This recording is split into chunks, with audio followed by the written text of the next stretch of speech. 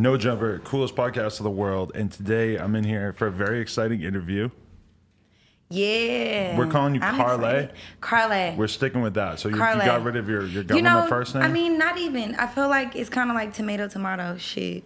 Either way, they know me. But, I mean, far as music, I just fuck with Karlae because it's straight and to the point. And I feel like, you know, whenever Thug is calling me or, like, my crew, my people, they always like, Karlae, come here. So it's like... That's just kind of become it. It's like... Yeah, it's lit, you know, but I feel like with me being a woman of, you know, doing many different things, some people keep the Jerrika. But do you think of it as like your musical identity versus... Of course. Nah, like... who you are as I mean, just a either way, person? I'm still me. But I feel like everybody, you got Beyonce, Sasha Fierce, when she went through, you know, she had that thing on. But Karlae is just like it's like the lit, cocky, unapologetic. Do you hear like this? That's not the full-time you? I mean, sometimes you get me and I'm just kind of like more so with family, close friends. I'm just, you know. You got to have both sides to your personality. I feel like you got to have a balance. You can't be cocky all day. Right. But a lot of rappers are. Yeah. No, I mean, that's them though. I feel like it works. I feel like whatever works for you, whatever floats your boat. This might be like works. prematurely deep, but do you feel like being in the music industry that you've kind of like you almost like moving around so fast and being around so many people, you sometimes feel like it can be kind of hard to like keep track of like who you are, the simple things in life because of the fast pace? Hell yeah. Like, I mean, not really, because I've been around people too and I see they would want to implement some of me into them. So I take heed in that and I be like, shit, if I'm the shit just being me, why the fuck would I want to be anybody else? Definitely. So it's like but for the average person, of course, because times are always changing. 1 minute you got this thing that's hot, acting this way. Or just for women, it's like 1 minute you got, you know, shaking your butt, doing this, fuck niggas, that might be the mode. But it's like you got to know it's a time and a place for everything. And you have to stay you. Right. Shit, you know? Definitely. But the music industry definitely will kind of force people, I think, to change and be different people at certain times. Definitely. You know. Can we go back in time? Can you tell me a little bit about who you were before you became Queen Slime? Yeah, I know, right? Can I say that?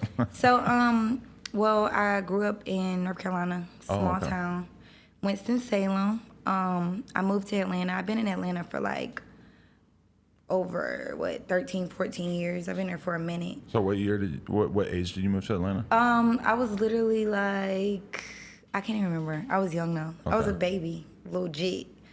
So I kind of feel like Atlanta is a part of, it helped shape me a lot. It has a lot to do with, you know, the woman I am now, as far as, you know, business and music. Yeah, but I was doing entrepreneurship, pursuing that. I started off wanting to do PR. I interned for Teresa Sanders. She worked with BET, did PR for them. Oh, okay. I was in school actually in Miami at the Art Institute, going there for fashion marketing. And, you know, I just feel like I was really at a point like everybody else is young. I was like trying to find myself. Right. And I ended up literally partying hard as hell in Miami. I still did good in school. I was balancing, but, you know, I just kind of was like, what's my niche? But prior to that, I always did like piano lessons. I did a lot. Not that I know how to play the fucking piano now, but, you know, I always like kind of had music somewhere in my past. Right. And then like I would just sit and like write poetry just about my day, shit I was going through, shit I would feel, relationship shit. And I think that, you know, kind of helped shape me now with the music. But yeah, I owned a swimwear company. So you already had done that when you met Thug. Right. At what age did you start that? I met Thug in 2014. I was like, 19? But you had the swimwear company just off the strength of you being popping on Instagram Yeah, and shit? no. So, hell no. First of all, I made an Instagram page. I used to do my makeup. I was obsessed with fucking makeup.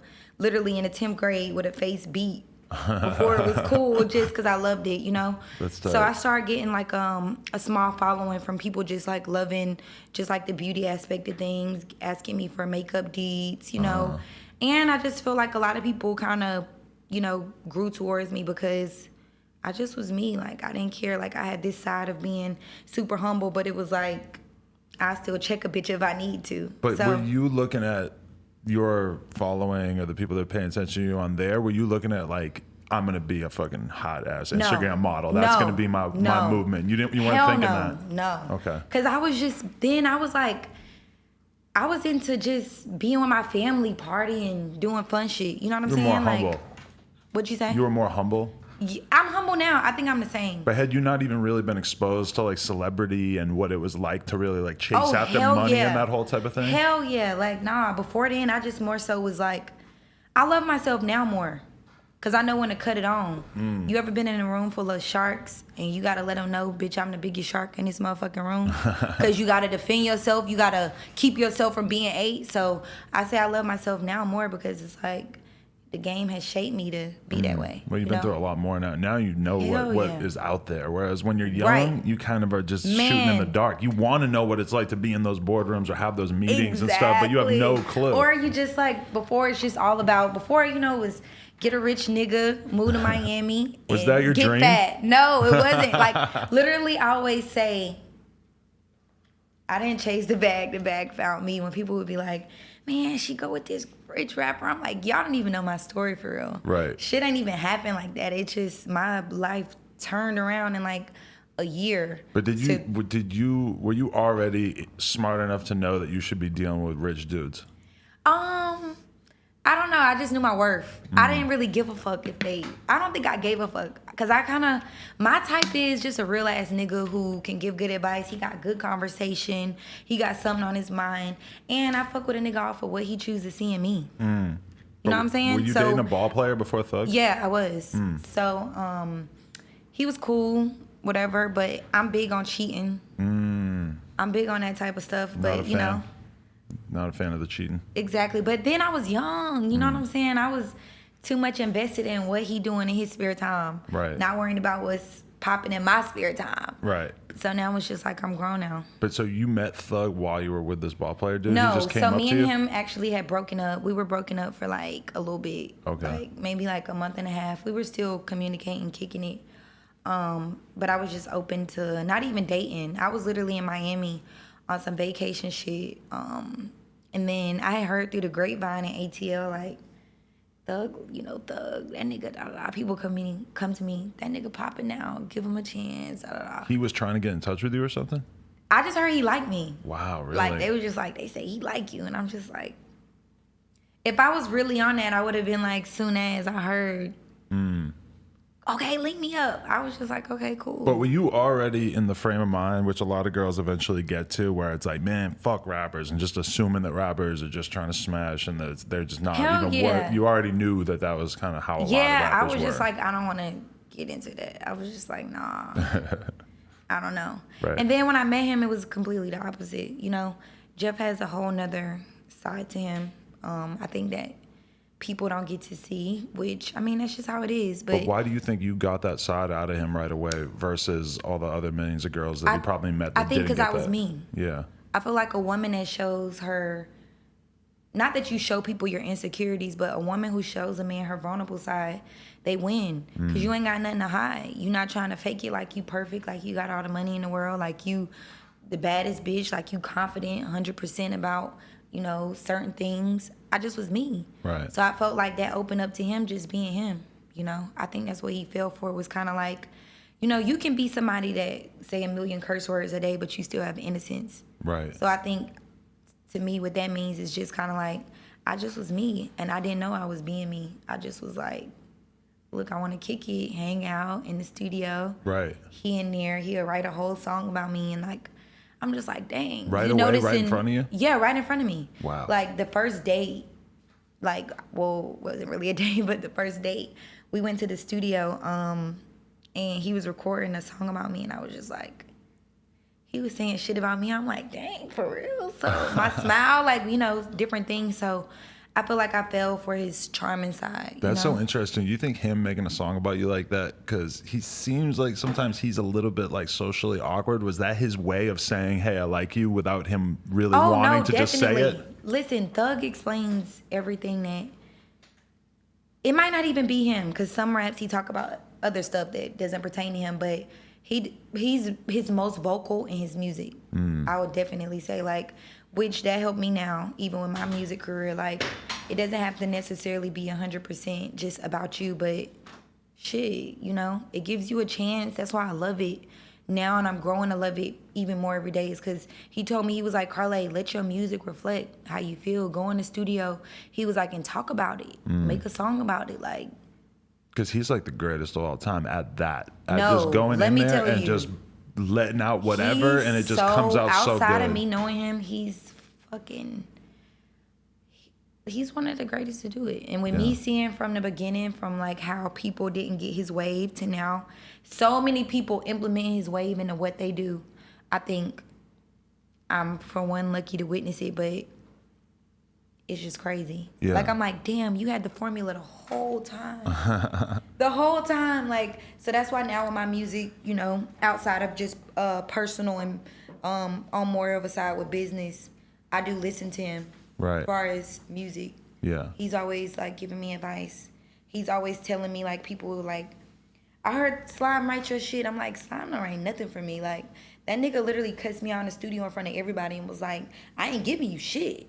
You gonna have to go get it. Cause what you gonna do when, you know, you there and you in the studio with this person, you gotta do it on your own. You gotta think about these melodies and stuff on your own. Like, of course, he did teach me a lot from just the naked eye with me watching him, but he also, like, he's helping me to shape into the artist I want to be. Were you interested in making music before you knew him? No. I told you I was just doing, like, I would just write poetry, and I had a friend who's actually an A&R doing big things. I used to send it to her. And I used to just be like, read this, and she'll be like, wow, Reek, that's deep. Like, that shit dope. You know what I'm saying? I'm like, but I'm just expressing myself. Right. So it came about then. My mom, actually, I got mad. Slime and Future made a song talking about relationships. And I was like, I called him like, nigga, I'm like, you got a song? Like, what are y'all, like, what the hell? He was just like, Slime, do it. Go in the booth, like, it's fun, just do it. So I went in the booth and I made a song, and I previewed it on live.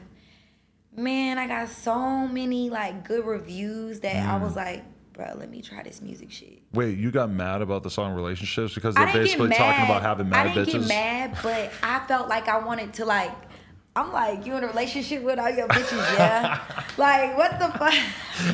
And this was before the video. Did you get pissed off about the video? No, listen, I didn't get pissed off about the video. We gonna talk about that, That's too. a great video. Woo! No, Wow, let me tell you. what a video. We gonna talk about that, because I get mad about about certain females. Oh, I and bet you hate a vixens. bunch of those girls. Man, no. Half of these girls is my friends. Okay. Half of these girls is my bitches. But like, your who friends I will do fuck you with. dirty too. Yeah, listen, you already know I know. Oh, but I know. I mean, like, that ain't true. I don't care that much. And then it come with age too. Like, I'm at a space now to where it's like I'm so bossed up to where I can't care about nobody being on set doing their job. I'm so bossed up, I'm not thinking about that. And like before, I wouldn't get mad about a female being on set of a video or girls being in a video. It's about how your nigga conduct himself. You know what I'm saying? So Wow, I think the lights just got even better. Yeah, right. We forgot to plug that one in. Right, you get to see me close. Yeah, now it's even better. Wow, look at that. Okay, but was that hard for you to get used to in the early stages of the relationship? Is just being around a rapper who lives the rapper life? He's around girls all the time. Of course, like in the beginning, I would say he kept me sheltered. So he knew when Karlae walk in the room, suit up. Yeah. Everybody here suit up, but I think just with me being around a lot of OGs in the game, they just taught me like, this for the moment. So I'm like, this ain't no, this for the moment. Then with me doing music, not even before, like a little bit before music, I would be doing my own thing. Like I did videos before, like I did Future video. I've been on set of a couple of videos, like, and I just really had to sit back and realize, take myself out the situation and be like, bruh, you look dumb as fuck. Like, who cares? Yeah. It's a lot of energy that you gotta be putting into it if you're going to be getting mad all the time about that shit, huh? You can't do it. You'll run yourself crazy. Yeah. It ain't for you. You know, you just got to know how to be a woman with morals, demand your respect, and at the end of the day, as long as when I walk in that room, everybody in here know to suit up, when I leave, it don't matter. My back turned. Right. You know what I'm saying? And I'm not saying I approve of it when your back turned, but I feel like you can tell a lot about a woman by how people treat her to her face and not behind her back.